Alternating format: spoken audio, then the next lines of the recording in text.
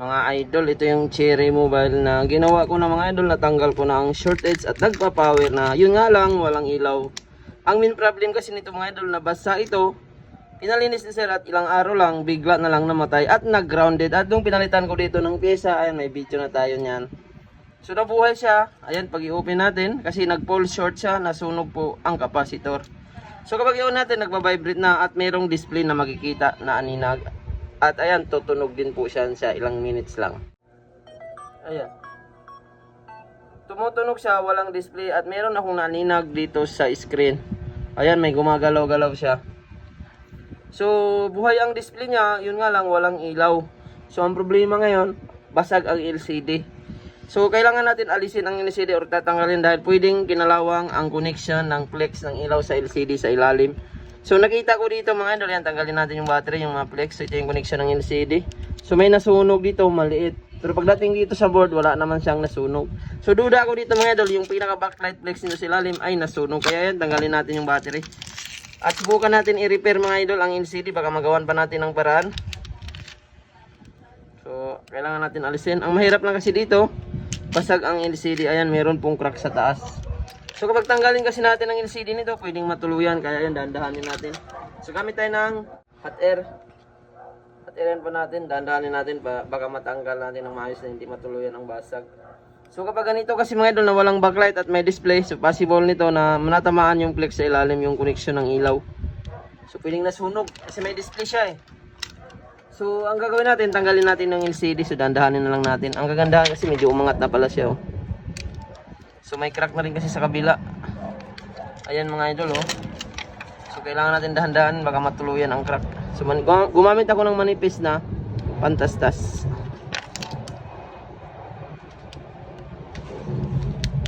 Yan. So, kabuti ang palad, pumasok na. So, ayan, ang crack na maliit. So, wala kasing nabibiling LCD nito mga idol, kaya gawa na lang natin ang paraan. So, kung meron man siguro nito, baka sa online or napakamahal siguro. Dahil ang Cherry Mobile ay hindi na po yung kilala ngayon. So, ang parts niya mahal. Ayan, natanggal natin. So, possible, wala naman siyang... Hindi naman ginalawang yung flex connection. Ayan, mayroong kunting corroded. So, baklasin natin. Corrosion. So, madalas kasi nito mga idol, ito yung connection ng ilaw. Yan po yung nasusunog. Ay, malinis siya.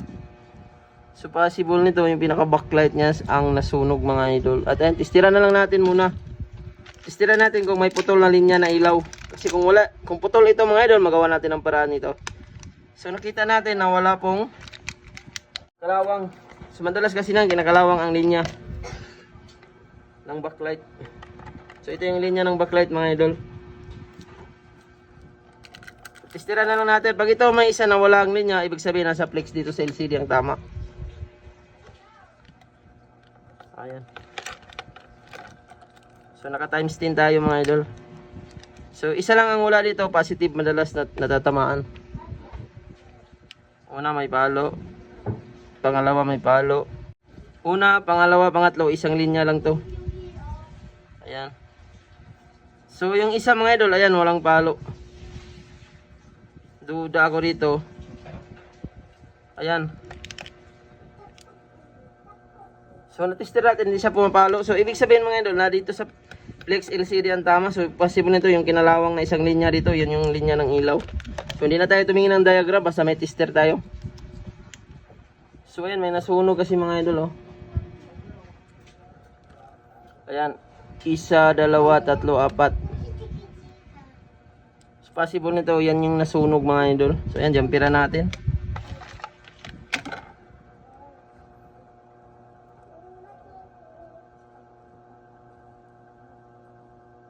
Yung una mga idol. So nakita ko mga idol, itong unang linya na to ay nung tiningnan natin sa microscope ay kalawang na ayan oh. So kailangan ito i-jumper mga idol. Kuha tayo ng linya doon sa pinaka. Ayan. Pinaka ilalim. So inawalan siya ng linya. So pag nabasa talaga yan mga idol, kailangan talaga ingatan nyo na hindi mabasa kasi kapag kalawangin yan. So kagaya nito unang ang pagkabasa doon ito, nilinis at ilang araw lang namatay, nag-short. So, possible na hindi naayos paglinis ito. Baka hindi ginamitan ng lacquer thinner to kasi nandito pa rin yung kalawang. Blower lang. So kailangan talaga linisan ng thinner. So tingnan natin dito mga idol. Yung unang linya nga mga idol oh. Kitang kita rin dito pala. Ayan oh. So yung unang paa dito mga idol, kitang kita talaga na kinalawang siya. Ayan oh. So malinis naman dito. Yung unang paa lang talaga niya ang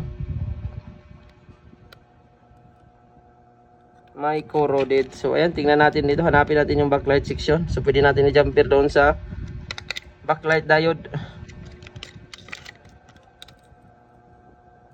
So madalas yan, ang unang linya niyan ay nasa diode mga idol, yung nasunog. So gawa natin ang paraan dito. Dito tayo mag-jumper. Hindi natin makita ang backlight. So hindi na tayo tumingin ng dito na tayo. Dire-diretso na tayo ang ating gawa mga idol. So ayan, testira natin. So di siya halata mga idol, pero kasi duda ko kasi madalas kasi kapag nababasa yung flex niya ay natatamaan. Testira natin yung linya.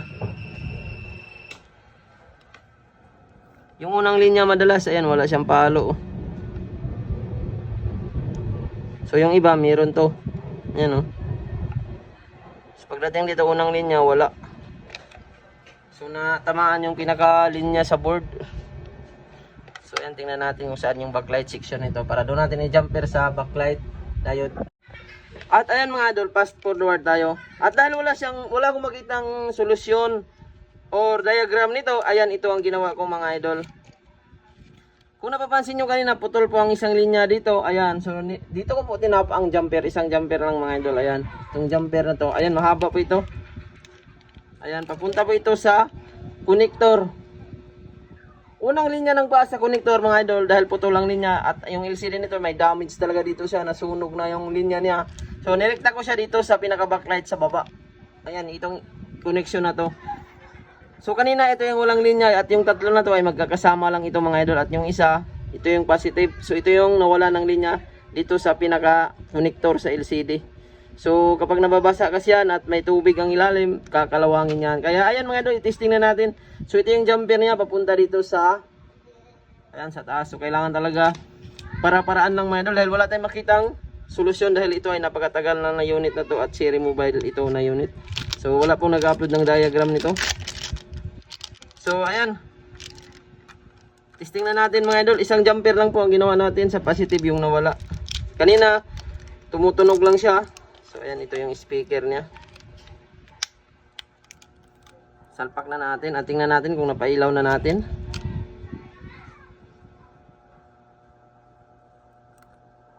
Yun, sapol mga idol. Paraan lang talaga ang kailangan para magawa mo ang isang cellphone. So ito, ang daming sira nito mga idol. So pati charging pin daw nito sira, sa wireless lang daw po ito, chinards. So ito yung pinalitan natin nung unang mga idol dahil grounded siya at nabuhay natin yung walang ilaw.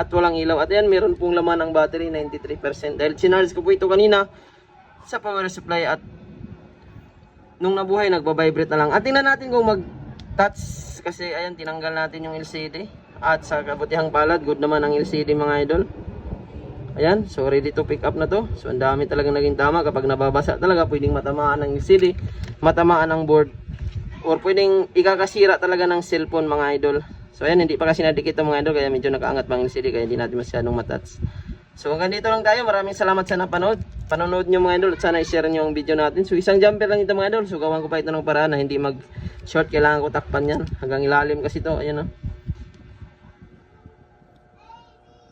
Sana nakakuha kayo ng idea. So ito yung jumper natin na isa. So safe naman ang ganyang gawaan mga idol, kasi ang jumper wala pong ground yan kapag hindi nababalatan. So linya kasi ang nawala, yung linya ng LCD dahil nasunog. Pati yung linya sa board, yung positive ay nasira. Kaya ang ginawa natin, kinaskasan ko to mga idol. Ayan. So meron pong linya dito, kinaskasan ko ito at gumamit tayo ng microscope kasi napakalit lang na linya talaga yan. So buti na lang nagawan pa natin ng brand dahil wala tayong solusyon na makuha sa backlight section nito. So nakita naman natin na putol lang linya at na-tester ko. So yun, na, nadali din natin. So maraming salamat sa inyong panonood mga idol. para nang talaga para makagawa tayo ng cellphone. So yan, solve na to. Maraming salamat sa panonood. Huwag kalimutan mag-like, mag-share at mag-follow. Maraming salamat po.